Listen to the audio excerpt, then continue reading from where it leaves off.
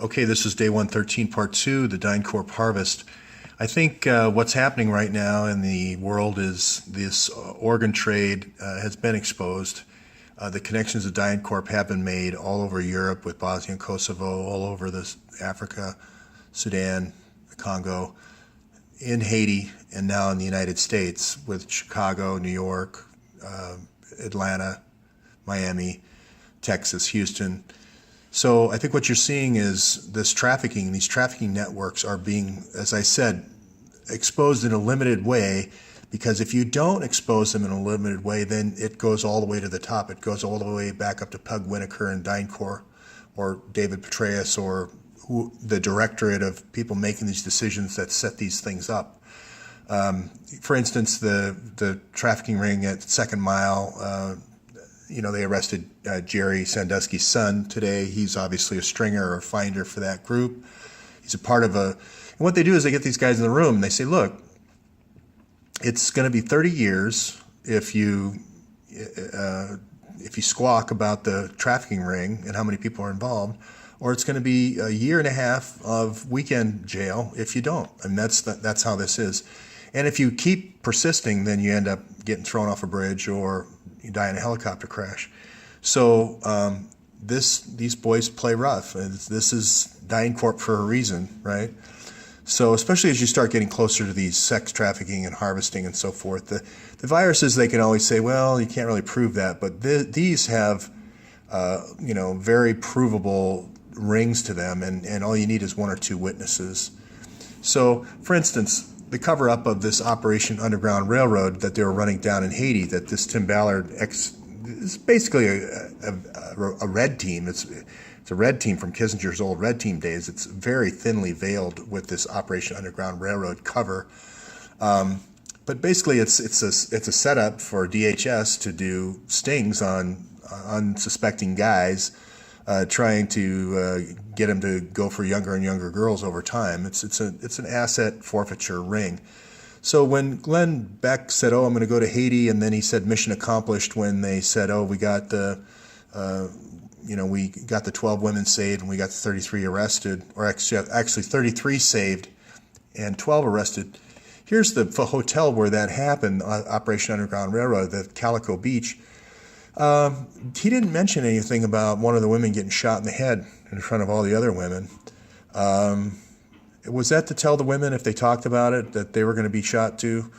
I didn't remember Glenn mentioning anything about that in this. And is it because you don't want him to talk about the Johns going over here to Mirabalais for harvesting or processing? I'm not sure, but this con, if you will, is they use these women as bait. They bring these guys down up from Cité Soleil. Once they get them on film, then that's all that they need over here with the Nepalese police. This is Haiti, obviously, to say, okay, harvest time.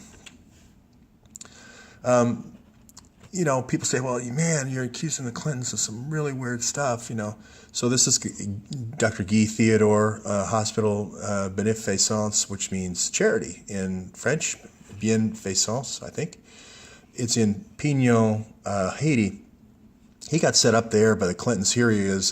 He was at the Little Rock Air Force Base in 1983 or 1984, a long time ago. It's in the upper north part again.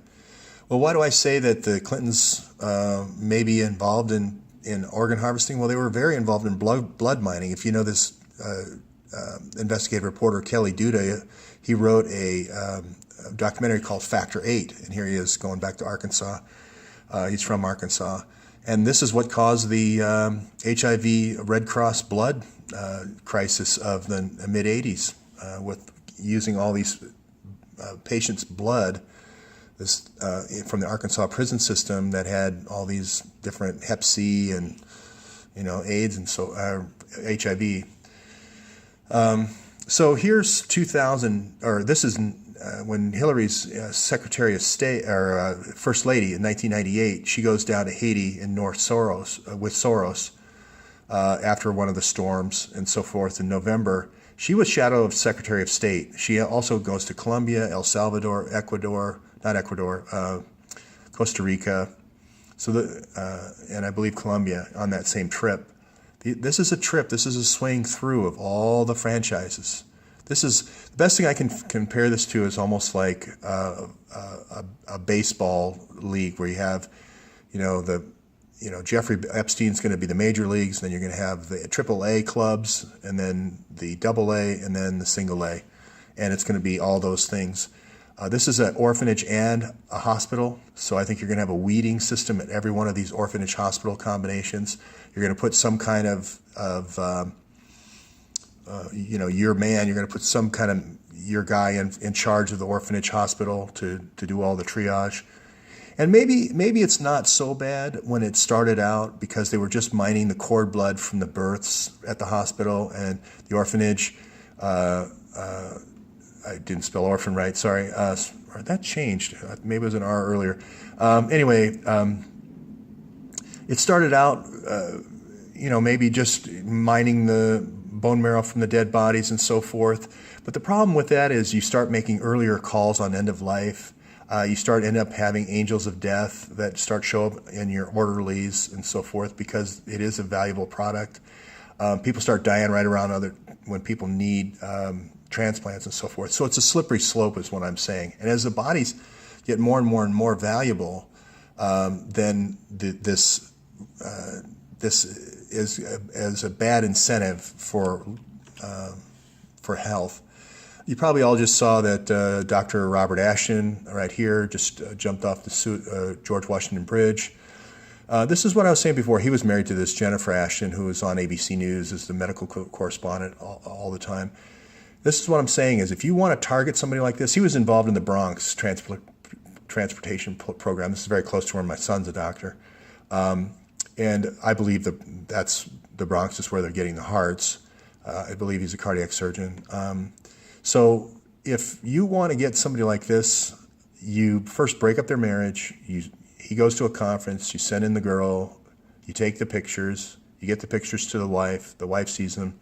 She wants a divorce. Now your life's ruined. Now he jumps off the George Washington Bridge. Another way to get rid of a doctor who's a witness to all this is take this case of this helicopter crash 5 years ago. This is the Mayo Clinic in Jacksonville, Florida, right here. And what they do is they take these three guys, a perfusion specialist, a doctor, cardiac surgeon, and another kind of ex-old Navy SEAL guy. They put them in this helicopter and they say, hey, there's a heart down in Gainesville. So I'm obscured this a little bit, but here's the straight shot. Well, again, just reading third-party information sources. No, I don't need anything other than third-party. I just read a magazine or a newspaper article right here and see that this thing lands in the woods in not a populated. There's a highway that goes along here that the helicopter would have gone if it would have flown straight. But no, it lands in the dense woods all by itself out here, way off track. So these are different ways of when these networks come to light. These are different ways. You can suppress the witness, kill the witness. You can divide up their family. There's lots of different ways.